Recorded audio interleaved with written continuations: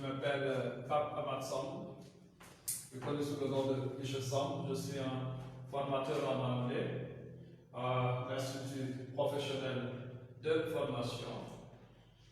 Donc, je m'en vais vous faire un petit rappel du besoin que tout professionnel doit avoir sur la maîtrise de la langue anglaise. L'anglais, maintenant, occupe une place très importante dans le milieu professionnel, dans le milieu industriel, partout où, par exemple, le besoin se fait ressentir, il est nécessaire de le parler. Maintenant, ici, nous disposons des cours de formation pour les techniciens, pour ceux qui sont dans le domaine de l'industrie, ceux qui sont dans le domaine technique, dans tous les domaines. Nous formons par exemple des docteurs. Nous faisons des cours de one-to-one, des cours d'enseignement par exemple groupés. Donc c'est sur ça qu'on va insister aujourd'hui également. Maintenant, pour aujourd'hui, nous allons démarrer avec un aspect très important dans la communication. Ça veut dire nous allons beaucoup plus insister sur asking questions in conversation.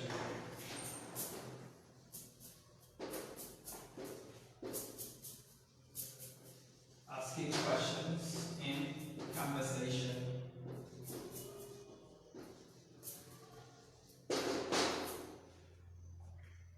Poser une question, c'est une chose importante parce que si la question est très bien posée, ça permet à la personne qui vous écoute de bien apprécier la clarté de votre discours et d'apporter une réponse favorable à laquelle que vous faites. Maintenant, en anglais, il y a 3, voire même 4 manières de faire des phrases interrogatives. Les gens le connaissent sous les noms de direct questions,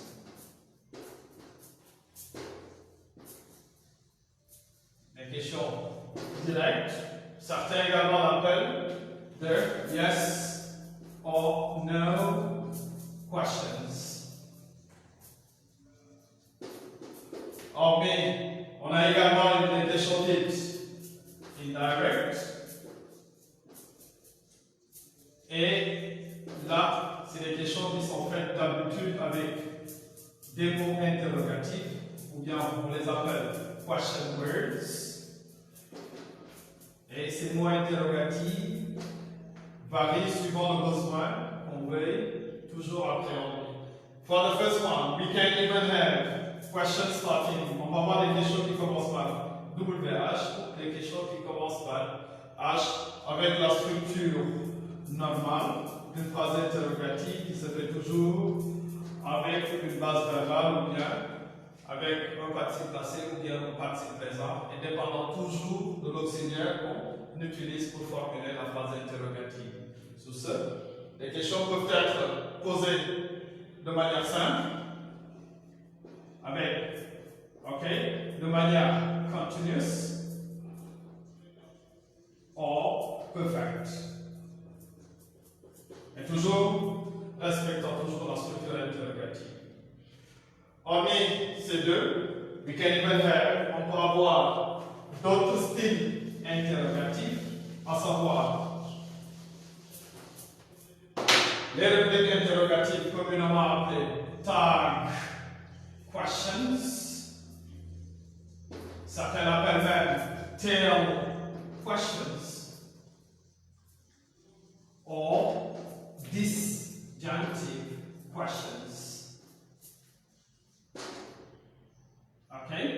Pourquoi? Parce que d'habitude, c'est une réplique qui dépend toujours également de ce que veuille apprendre l'autre, et elle est faite toujours à partir d'auxiliaires plus un pronom.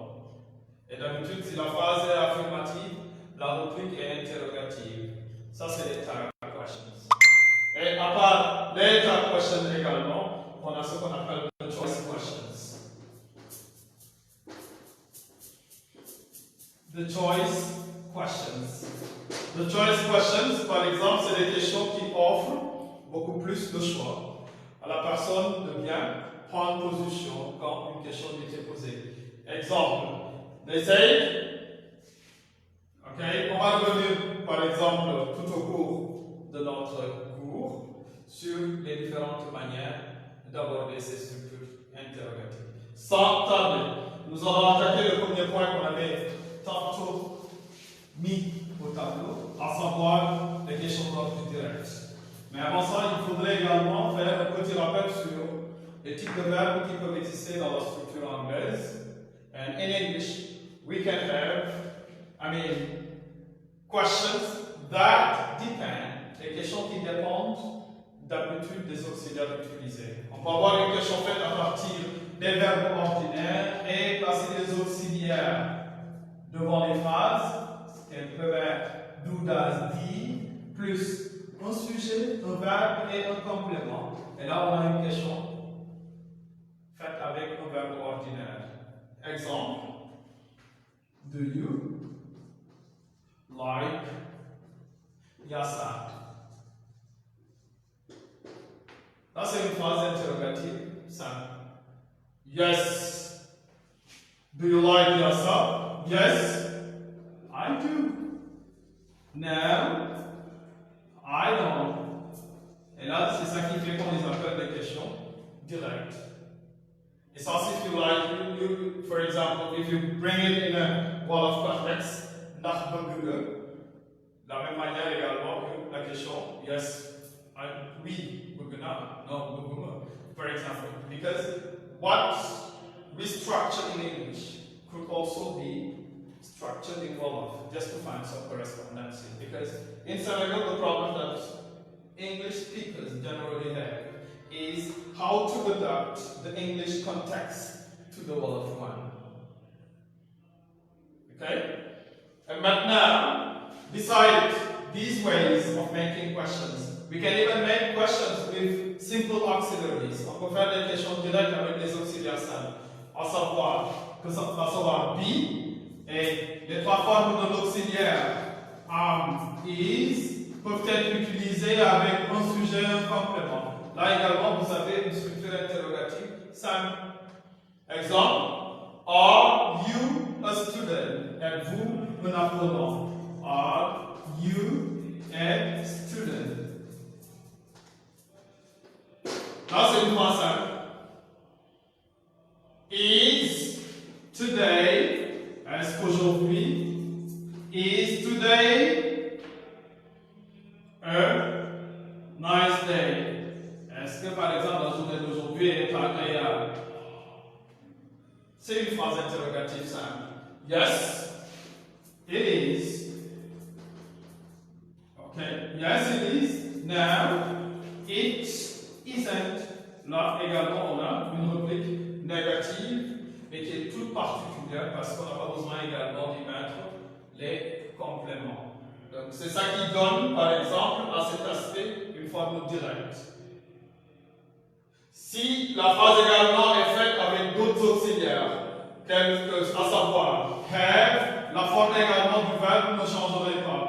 Parce que les deux formes de l'auxiliaire have, ou bien qu'elles soient faites avec had, past perfect, present perfect also.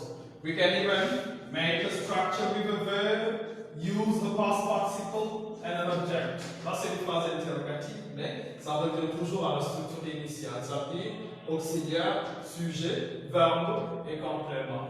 Avez-vous aimé votre voyage? Avez-vous retrouvé? Have you found the key you lost?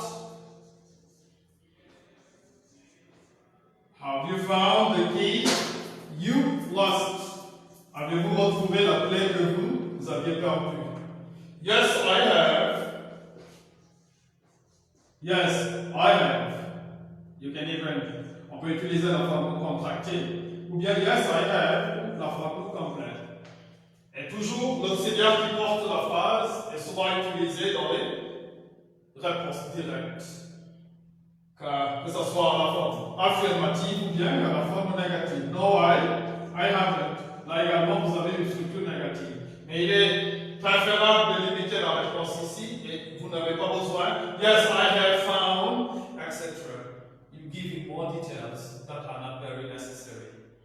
Donc, juste pour clore, cette forme, ça veut dire également que la forme interrogative directe peut également se faire avec les auxiliaires de modalité, parce qu'en anglais, les auxiliaires sont soit modal verbs, les auxiliaires de modalité, les auxiliaires simples, avec have, ou bien do, etc.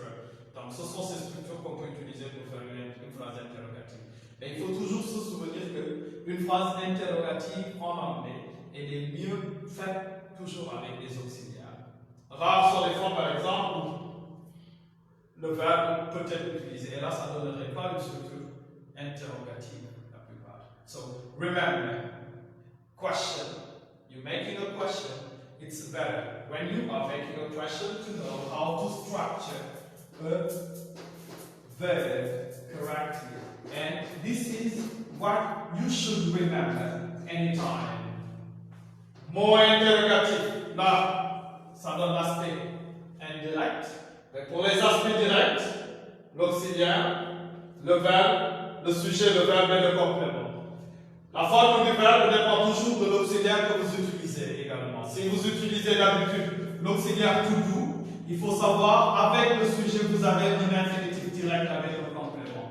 Si vous utilisez l'auxiliaire to have, il est possible d'avoir un sujet plus le participe passé d'un verbe et un complément. Et si vous avez les auxiliaires de modalité, la forme du verbe pourrait changer, mais d'habitude, ça peut être combiné avec un infinitif. Vous avez la structure que vous voulez.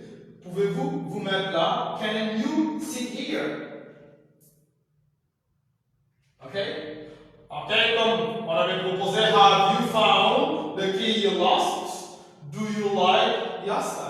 Most of the time, this is the kind of structure that you use. Si vous utilisez l'auxiliaire to be en tête de phrase, la forme du verbe pourrait être progressive. Are you following the teacher on live now? Are you following the teacher on live? This is possible. Ou bien, on peut également utiliser l'auxiliaire to be plus qu'un sujet et un participe passé. Et là, nous aurons une structure qui est passive. Okay? Where's he given? The key he lost last week.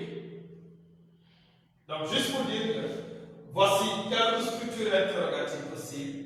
Maintenant, il faudrait que, quand vous parlez anglais, que vous essayez de vous mettre dans la tête ces structures. Et cela vous permettra de toujours utiliser la langue correctement. À part cette forme dite directe, nous allons aborder les phrases interrogatives qui sont souvent faites avec des mots interrogatifs qui commencent par WH. Et là, nous avons des questions qui sont très spécifiques.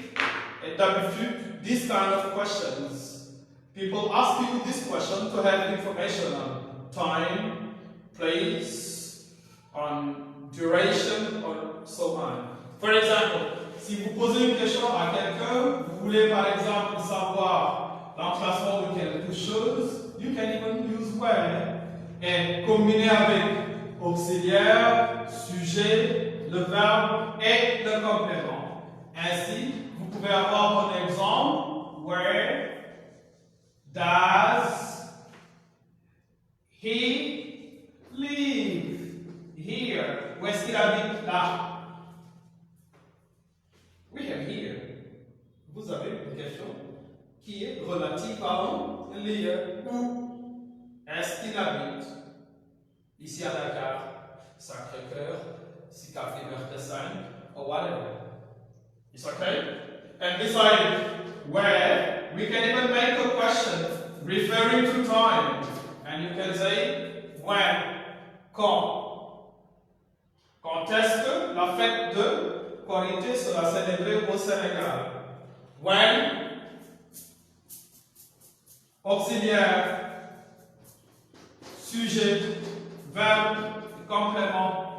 When will the Korité festival be celebrated? When will the Korité festival be celebrated?